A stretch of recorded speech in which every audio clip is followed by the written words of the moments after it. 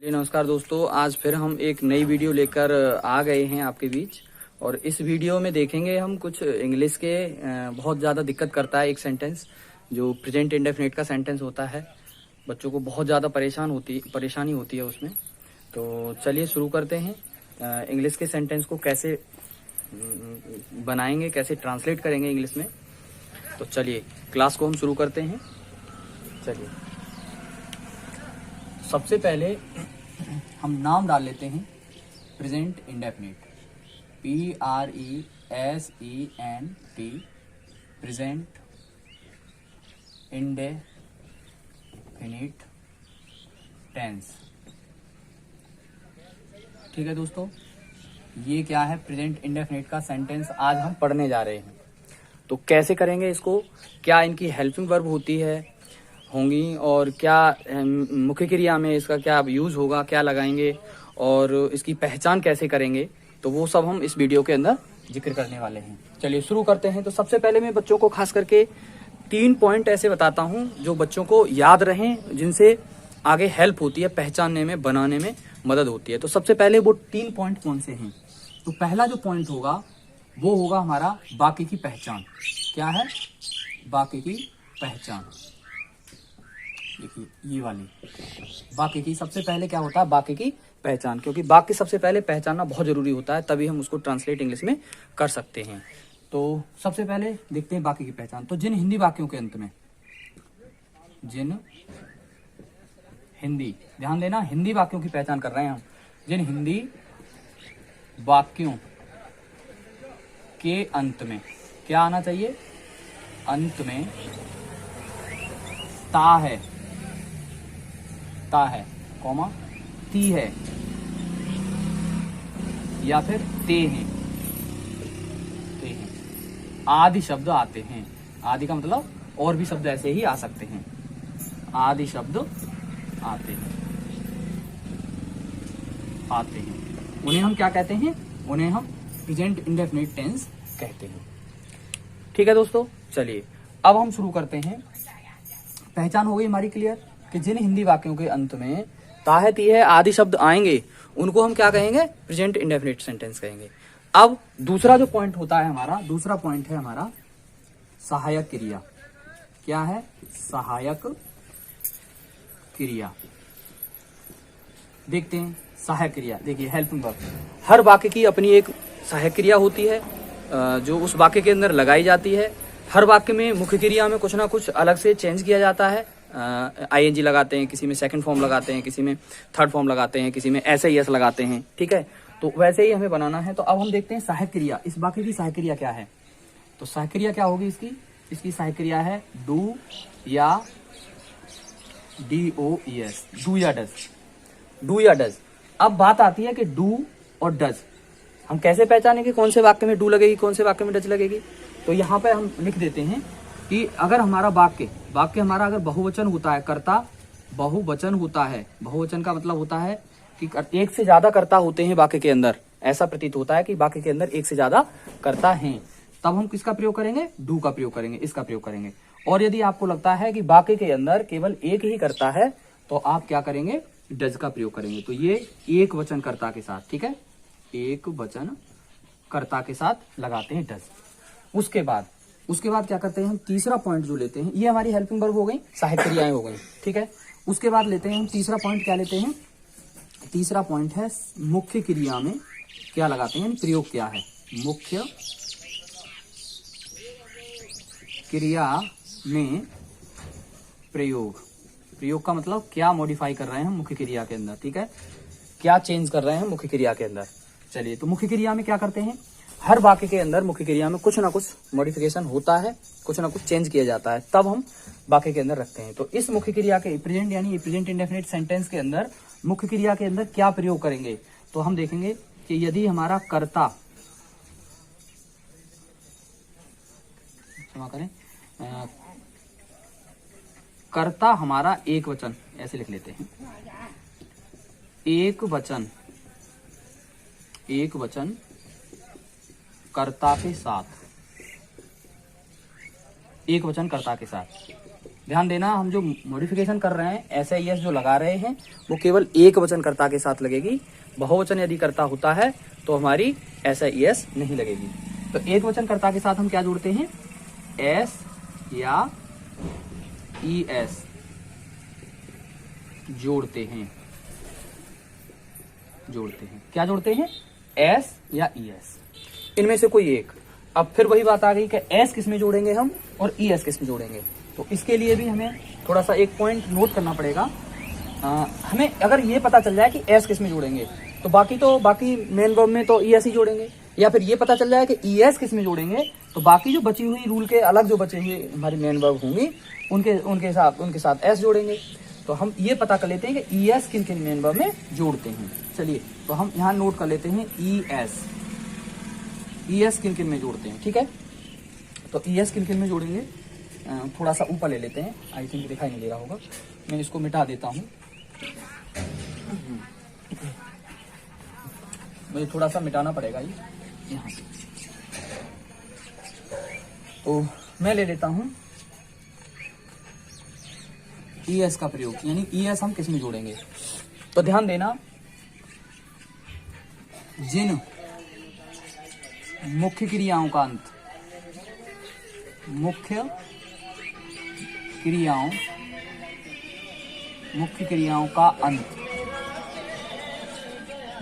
का अंत किन से हो, इन शब्दों से हो, निम्न शब्दों से हो, निम्न अक्षरों से हो, लेटरों से हो, अक्षरों से हो, तो वहां हम क्या जोड़ते हैं, ES जोड़ते हैं।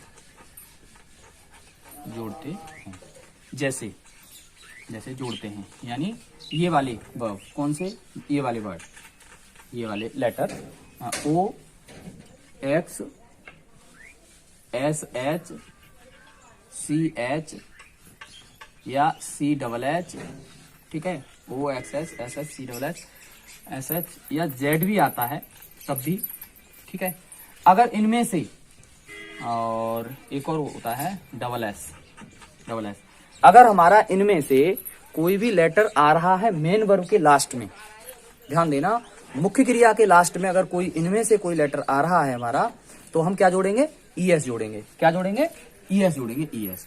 बाकी अगर इनमें से कोई लेटर नहीं आ रहा मेन वर्ब के पीछे, तो हम क्या जोड़ेंगे, एक वचनकर्ता के साथ S, केवल S, ठीक है। जैसे हमने देखा कि मेन वर्ब में आ रहा है पीछे O, तो O आ रहा है, तो इसमें क्या जुड़ेगा, यहाँ देख लेंगे आप कि इसमें O आ रहा है तो क्या जुड़ेगा, ES जुड़ जाएगा इसके पीछे क्या हो जाएगा, ये ES हो जाएगा, ठीक है। जैसे आ रहा है टीच, आ रहा है, पढ़ाने की स्पेलिंग है टीच, TEACH, टीच आ रहा है, तो CH आ रहा है और CH इसमें है, तो इसमें क्या जोड़ेंगे, ES जोड़ेंगे। मान लो एक आता है ईट, आ रहा है EAT, ईट आ रहा है, तब देखेंगे T आ रहा है लास्ट का लेटर, और T क्या लास्ट का लेटर इसमें है, नहीं है, T लास्ट का लेटर इसमें नहीं है, तो इसमें केवल क्या जोड़ेंगे, S जोड़ेंगे। तो आई होप ये ऐसा ES का चक्कर आपको समझ में आ गया होगा। अब हम बढ़ते हैं नेक्स्ट, ठीक है, ऐसा ES ऐसे जोड़ेंगे। उसके बाद देखते हैं अब हम ले लेते हैं एक उदाहरण, ठीक है। ये हमने समझा दिया, आपको मिटाना पड़ा इसीलिए क्योंकि बोर्ड की थोड़ी लंबाई चौड़ाई कम है, इसी वजह से। तो हम देखते हैं, अब हम देखते हैं यहाँ पर उदाहरण देख लेते हैं। अब कुछ उदाहरणों से हमें समझ में आ जाएगा बहुत अच्छे से। उदाहरण यानी एग्जाम्पल देख लेते हैं कि हमारा ऐसे ES का प्रयोग कैसे करेंगे, यानी प्रेजेंट इंडेफिनिट के सेंटेंसों को हम कैसे बनाएंगे। तो मैंने देखा, पहला उदाहरण मैं ले रहा हूं कि मोहन घर जाता है। देखिए, पहचान, सबसे पहले हमें करना क्या होता है, पहचान। और पहचान कहां से करते हैं, ना तो वाक्य के कर्ता से करते, ना कर्म से करते, ना मुख्य क्रिया से, लास्ट में, एकदम लास्ट में जाते हैं। है से हमें क्या पहचान हो रही है कि ये प्रेजेंट का सेंटेंस है। है से मात्र ये पहचान हो रही है कि ये हमारा सेंटेंस किसका है, प्रेजेंट का। और इंडेफिनिट की पहचान कहां से हो रही है, ता से। तो इन दोनों लेटरों को अगर मिला के देखेंगे तो यहां से हमें पहचान हो रही है प्रेजेंट इंडेफिनिट का सेंटेंस है ये, ठीक है। तो हमने पहचान लिया प्रेजेंट इंडेफिनिट का। और हम अब ये भी जानते हैं कि प्रेजेंट इंडेफिनिट में हेल्पिंग वर्ब क्या आ रही थी, डू या डज। लेकिन ये ध्यान रखना, हेल्पिंग वर्ब जो डू या डज लगा रहे थे हम, वो सिर्फ और सिर्फ या तो नेगेटिव सेंटेंस हो, यानी नॉट या नहीं आ जाए वाक्य के अंदर, तब लगेगी डू या डज, या फिर वाक्य हमारा इंटेरोगेटिव हो, यानी प्रश्न चिन्ह आ जाए इसमें, कहीं प्रश्नवाचक शब्द आ जाए, कहीं क्या, कब, कहाँ, क्यों, कैसे, इनमें से कोई आ जाए, तभी हम डू या डज का प्रयोग करेंगे। अन्यथा की स्थिति में डू या डज का प्रयोग बिल्कुल नहीं करेंगे। यदि डू या डज नहीं आएगी तब क्या आएगा, तो तब आएगा हमारा मेन वर्ब में एस या ईएस। यदि कर्ता हमारा एक वचन होता है तो, और कर्ता यदि बहुवचन हुआ, कर्ता एक से ज्यादा हुआ, तो हम एस या ईएस नहीं लगाएंगे, ना ही हम हेल्पिंग वर्ब लगाएंगे। चलिए इसको बना लेते हैं। तो हमने पहचान कर लिया कि ये वाक्य किसका है, प्रेजेंट इंडेफिनिट का है। ठीक है, चलिए अब इसको बनाने के रूल। तो सबसे पहले हम कर्ता की स्पेलिंग लिखते हैं। कर्ता क्या है, मोहन, MOHAN, मोहन। अब देखिए, अब पीछे क्या है, जाता है, तो मेन वर्ब आएगी अब यहाँ पे। ठीक है, हेल्पिंग वर्ब हम जब तक नहीं लगाएंगे जब तक कि हमारा नेगेटिव और इंटेरोगेटिव ना हो जाए, हमारा नहीं और क्या, कब, कहाँ, ऐसे शब्द ना आ जाए इसमें। तो हम अब आते हैं, हेल्पिंग वर्ब लगाएंगे नहीं, मुख्य क्रिया, सहायक क्रिया लगाएंगे नहीं, तो मुख्य क्रिया लगाते हैं। अब हम मुख्य क्रिया क्या है, जाता। जाता की क्या है, गो, गो माने जाना होता है, गो। अब गो में अब हम देखेंगे, मुख्य क्रिया में हमने पढ़ा था अभी रूल में कि मुख्य क्रिया में क्या लगाते हैं, हम एस या ईएस लगाते हैं। तो देखो अब क्या लगाएंगे, अब उसमें फिर से देखेंगे उसमें लेटर कौन से थे। उसमें लेटर थे, मैं लिख दे रहा हूँ यहाँ एक बार फिर से, OXSHCH या CHH या फिर SS, ये वाले लेटर थे। इनमें देखा हमने O आ रहा है, तो O आ रहा है, इसमें भी आ रहा है, तो इसमें क्या जोड़ देंगे, ES जोड़ देंगे। ठीक है, यहाँ तक क्लियर हुआ। मोहन गोज, जाने के बाद हम टू लगाते हैं, हाउस, HOUS, फुल स्टॉप लगा देंगे यहाँ पे। तो इस प्रकार से हमारा ये सेंटेंस कंप्लीट हुआ, इसका ये अंग्रेजी ट्रांसलेशन ये हो गया। ठीक है, तो आई होप ये समझ में आया होगा। अब हम एक और उदाहरण ले लेते हैं, दूसरा उदाहरण ले लेते हैं। दूसरा उदाहरण है, हम चलो हम जाने पे ही ले लेते हैं। हम स्कूल जाते हैं, हम स्कूल जाते हैं, हम स्कूल जाते हैं। देखिए ये कैसे बनेगा, हम स्कूल जाते हैं। तो हमने देखा हमको हम अंग्रेजी में वी बोलते हैं, इसका मीनिंग वी होता है, वी लगा दिया। अब जाते की लगाएंगे, जाते की फिर से गो लगेगी, जा रहा है यहाँ पे भी। अब ध्यान दो, अब क्या ईएस लगा दे इसमें, नहीं। क्यों नहीं लगाएंगे ईएस, क्योंकि हमारा अब जो कर्ता जो है, यहाँ पर मोहन अकेला था, एक वचन था, यहाँ मोहन एक वचन था, लेकिन ये जो हम है, अब हम ये क्या हो गई, बहुवचन हो गई। ध्यान देने वाली बात यहीं पे है कि बहुवचन के साथ हम एस या ईएस का प्रयोग बिल्कुल नहीं करते। ठीक है, और ना ही अगर जब तक नेगेटिव इंटेरोगेटिव नहीं है तब तक हम डू या डज का भी प्रयोग नहीं करेंगे। तो हमारा क्या है, गो, तो गो को गो रहने देंगे, इसके साथ कोई कुछ नहीं लगाएंगे। ठीक है, तो we go to SCHOO school. ये हमारा वाक्य ऐसे करके कंप्लीट हो जाता है, इस तरह से। ठीक है, तो ये बहुवचन वाला था, ये एक वचन वाला था। एक वचन में ऐसा ईएस आई, ठीक है, और ये बहुवचन के अंदर ऐसा ईएस नहीं आई। अब हम नेक्स्ट उदाहरण लेते हैं, और नेक्स्ट उदाहरण ले लेते हैं। यहाँ पर जगह है अभी हमारे पास, जैसे गौरव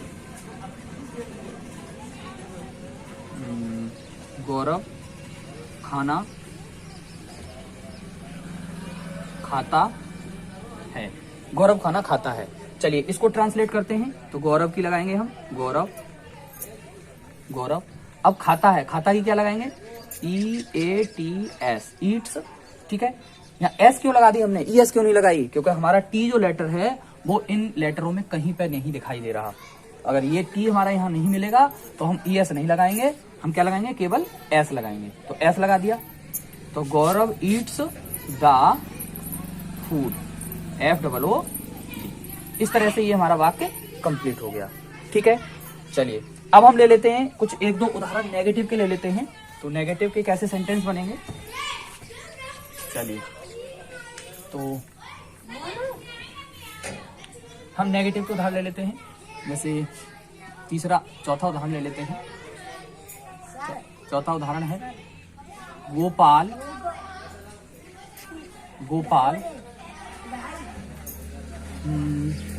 स्कूल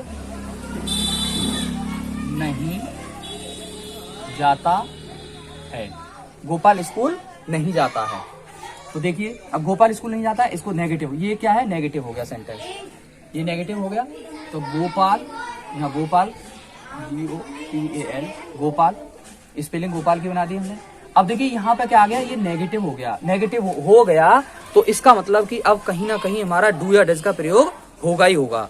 तो अब देख लेते हैं डू या डज का, इनमें से क्या आएगा। डू हमने बताया था, डू जो है वो बहुवचन में यानी प्लूरल सब्जेक्ट के साथ आएगी, और डज जो है वो एक वचन यानी सिंगुलर सब्जेक्ट के साथ डज का प्रयोग करेंगे।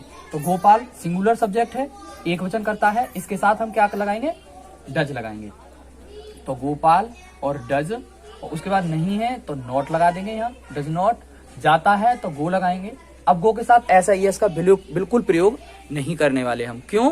क्योंकि इसमें हमारी हेल्पिंग वर्ब आ गई है। हेल्पिंग वर्ब जिस वाक्य के अंदर आ जाती है उसके अंदर डू या डज का प्रयोग, सॉरी ऐसे ही इसका प्रयोग बिल्कुल नहीं करते। तो गो को गो रहने देंगे, go to school, SCHOO full stop लगा देंगे। इस तरह से हमारा ये सेंटेंस कंप्लीट होता है, ट्रांसलेशन। चलिए अब नेक्स्ट टाइप का और देख लेते हैं।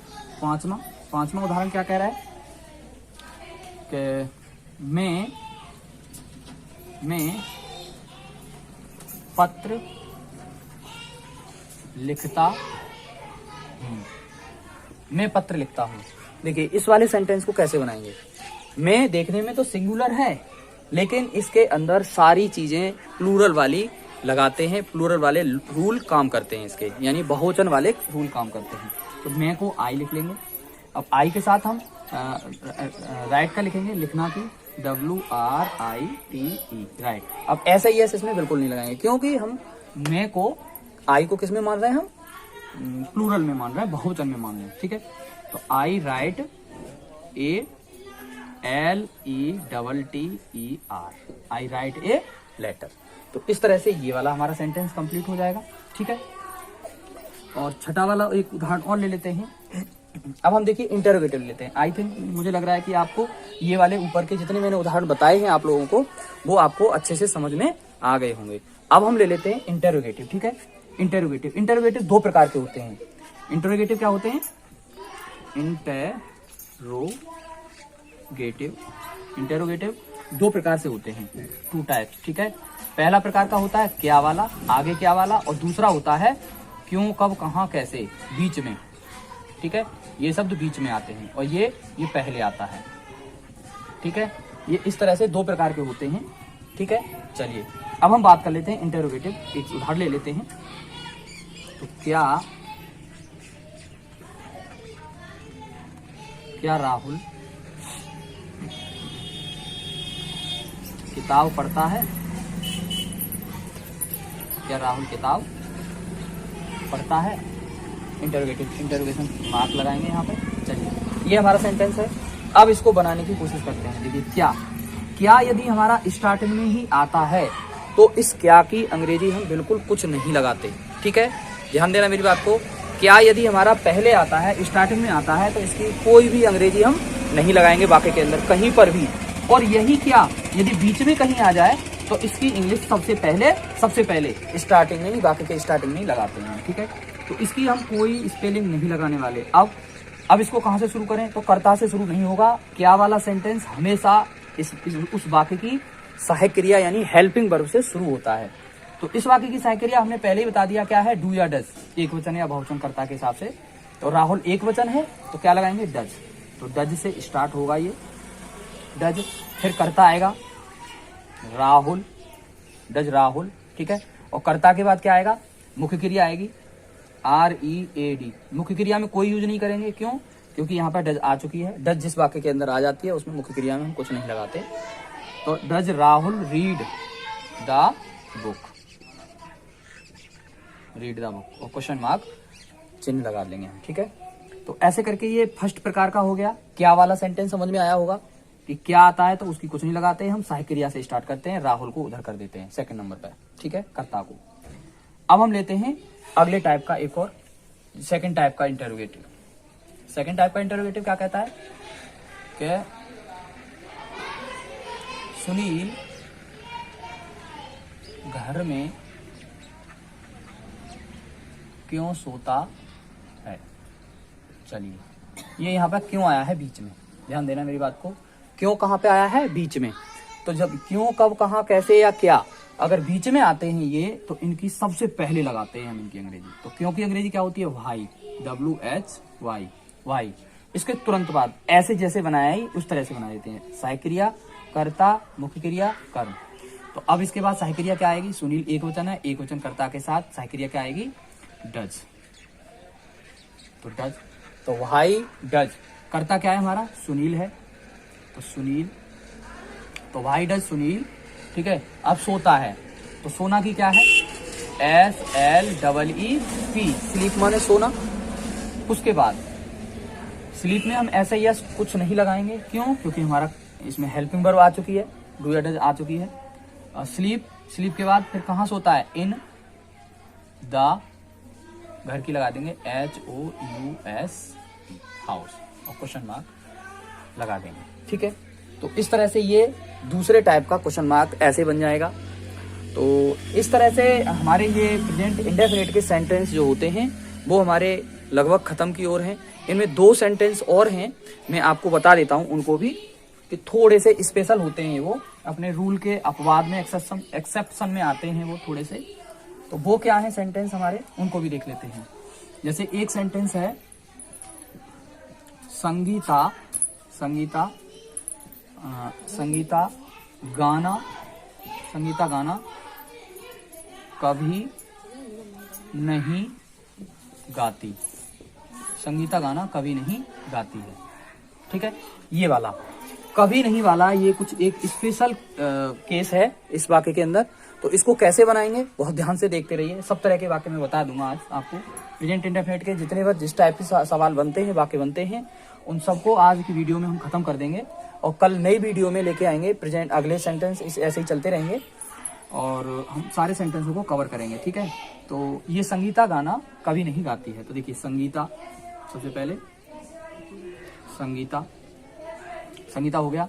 अब देखिए कभी नहीं के लिए हमें एक स्पेलिंग लगाते हैं, नेवर, NEVER, नेवर, ठीक है। तो संगीता के साथ लगाएंगे never, NEVER, never, Sangeeta never, ठीक है। सिंग, अब क्या है सिंग, ये देखिए नेगेटिव तो है, नेगेटिव में हमें डू या डज लगानी चाहिए थी, लेकिन नहीं, ये कुछ स्पेशल नेगेटिव है, ये स्पेशल नेगेटिव है और इसके साथ हमें क्या लगाना है?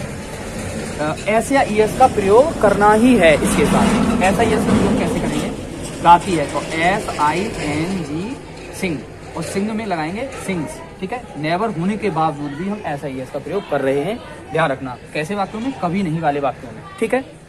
तो सिंग्स ए सॉन्ग, ये हमारा इस तरह से बन जाएगा, ठीक है। तो नेवर जिस वाक्य के अंदर नेवर या हिंदी में कभी नहीं आती है, उनमें ऐसा ईएस का प्रयोग होता है। ये बात माइंड में डाल के चलना, नहीं तो आप गलती कर बैठेंगे, ठीक है। चलिए अब एक और स्पेशल टाइप का वाक्य और होता है इनमें से, थोड़ा सा उसको भी समझ लेते हैं। मान लो आ जाए कमरे में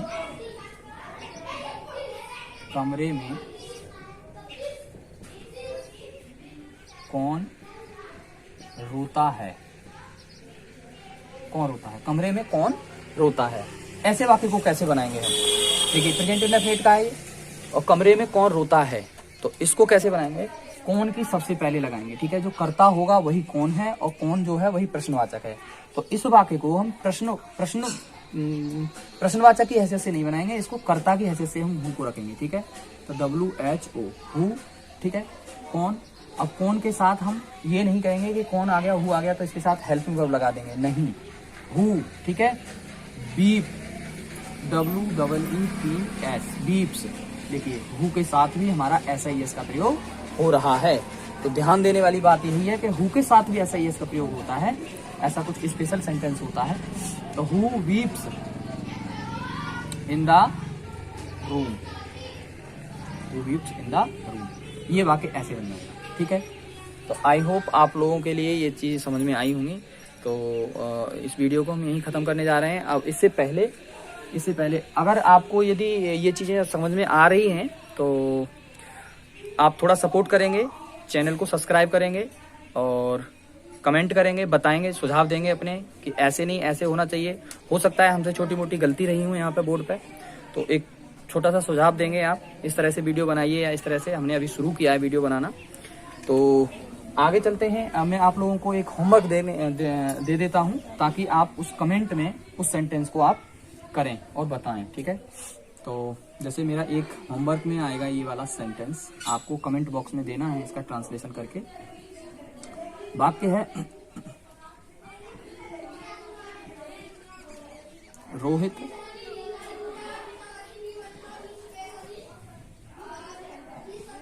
विद्यालय क्यों जाता है? रोहित विद्यालय क्यों जाता है?